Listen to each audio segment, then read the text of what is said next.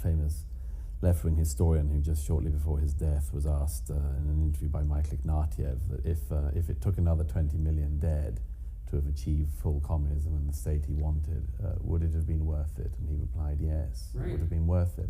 Again, unimaginable that this could happen in the opposite direction, but particularly unimaginable still this idea, even after the 20th century, that these Marxists, literally a communist people, still are standing on the piles of tens of millions of skulls saying a bit more violence and we might yet get to utopia. It's an extraordinary... Always one murder away from utopia. One more.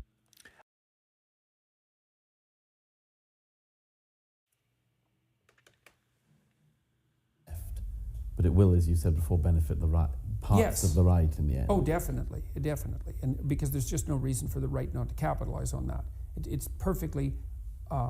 There's unbelievable own goal that's being created, a horrific goal opening down the road here. Yes, definitely. Well, we can all see it coming. Well, as soon as you allow, as soon as you say, well, yes, your group identity is paramount, then you allow people who say, well, not only is it paramount, it's superior. Well, that's not that much of a transformation of the perspective, especially when you're also saying to certain groups that you should be playing to lose. It's like, well, because anyone sensible is going to look at that and say, well, why shouldn't I play to win? If group identity is paramount, why shouldn't my group just win? Those people you can identify as being on the far right these days, and the people that are, the few people that have got this massive press attention for being called alt-right, you notice one thing in particular with them: they flirt with the dangers of fascism. They flirt. You can see it when they're caught on video. They like to drop in terms that resonate. They flirt with fascism. They flirt with Nazism, and this is rightly something we pick up on, and our ears are attuned to it. In London, where we're sitting last week on a morning television chat show, a young woman who was invited on got into a row with the presenter, and he was portraying her because he supported Trump and she was anti-Trump. He said, well, since you loved Obama so much, she said, I didn't love Obama, she says. And she says, I'm a communist. I didn't love Obama. I'm literally a communist, you idiot.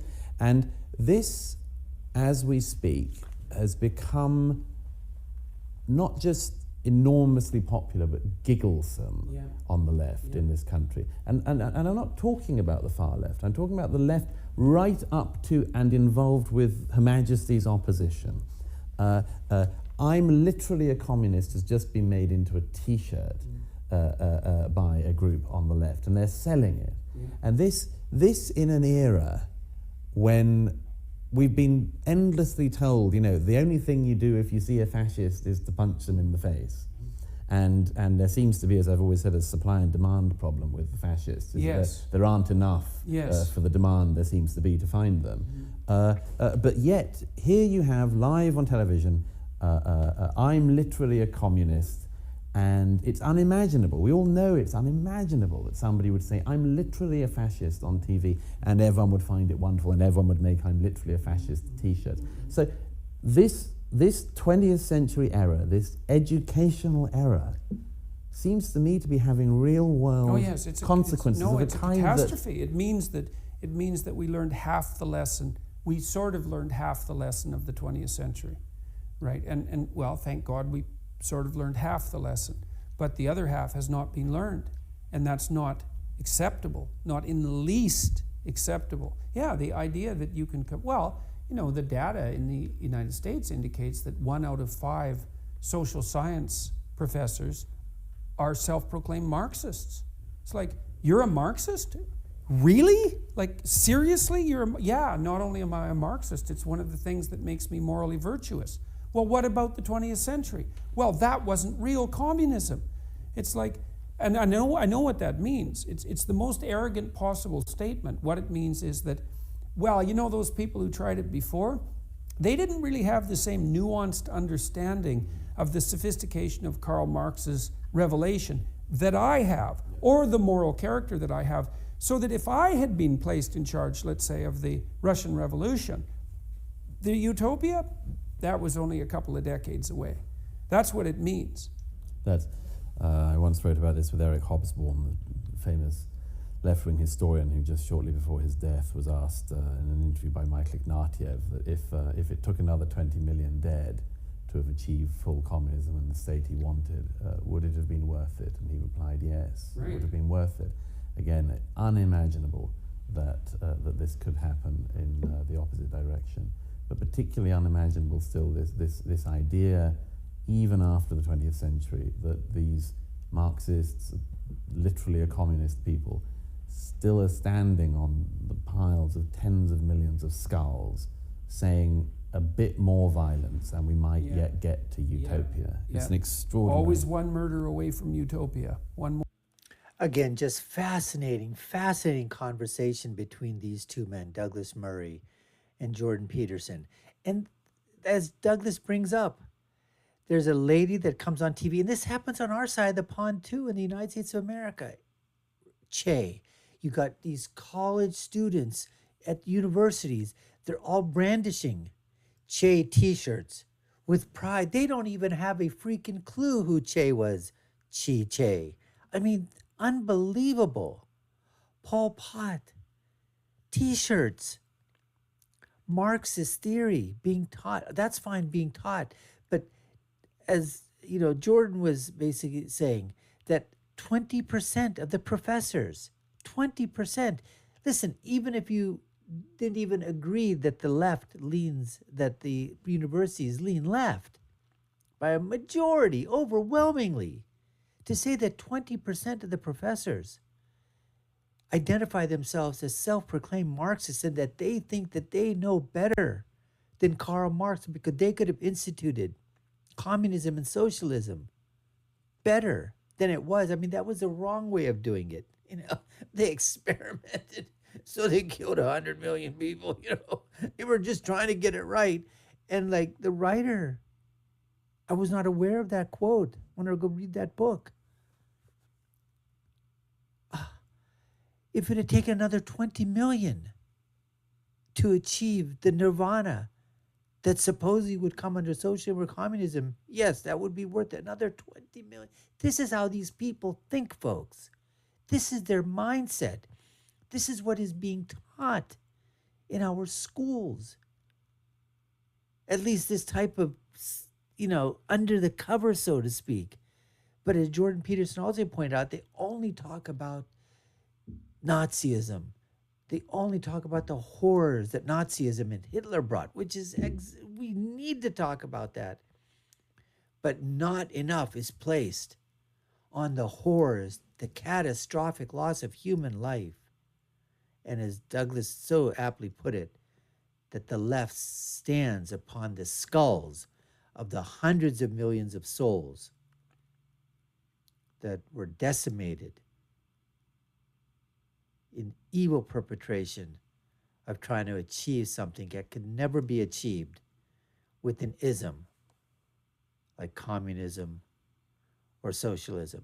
Anyways, folks, you're watching the Dr. Nasir Shaikh Show. I'm your host, Dr. Nasir, where I give you my political perspective from my political prescription, from my political perspective on what happens when all these things collide, when you got two great minds like Douglas Murray and Jordan Peterson, and they collide with social media, religion, politics, social sciences, all kinds of things, culture, policies, and they all come crashing together.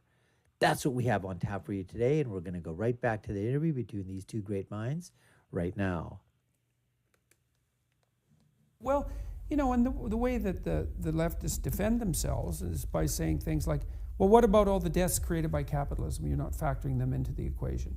And then, of course, the problem there is that most systems manifest themselves in various forms of bloody excess.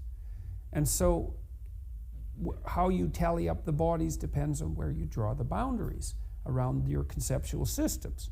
And you know, if you include the entire history of the Western expansion into the New World, say, over the last 400 years, and you decide that that's a manifestation of Western capitalism, let's say, then, well, the tellies, I suppose, they look different.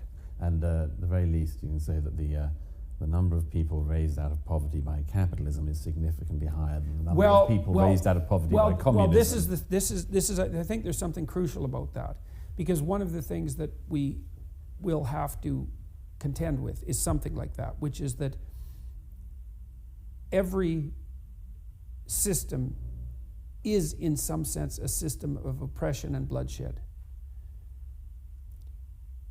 But some of them also produce a modicum of wealth and happiness. And I would say that that's the proper defense of what has been established as a consequence of the primacy of the individual in the conceptual schemes of the West, is our bloody oppressive system at least produces some modicum of wealth and well-being, whereas the communist system produced, if you're optimistic communist, no more deaths, which I believe is wrong, but zero wealth and a tremendous amount of collateral destruction. And so it could easily be that we're in a position where all we have to choose from is horrible systems, some of which do some things right now and then.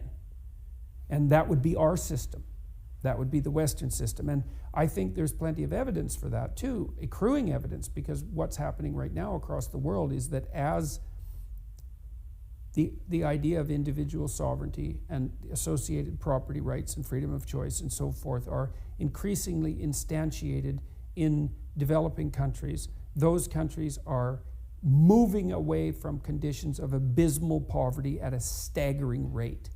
And so, like, the right-wing types have to admit that hierarchies do dispossess and that they have their elements of brutality about them.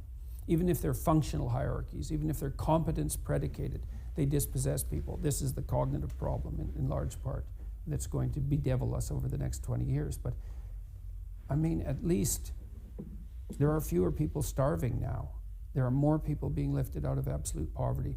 Child mortality rates in Africa now match those in Europe in 1950. It's like, that's cause for celebration. And we have halved the number of people in absolute poverty since the beginning of the millennium. And so I think we have to grow up and be realistic and say, well, yes, there are, all human systems of governance and organization are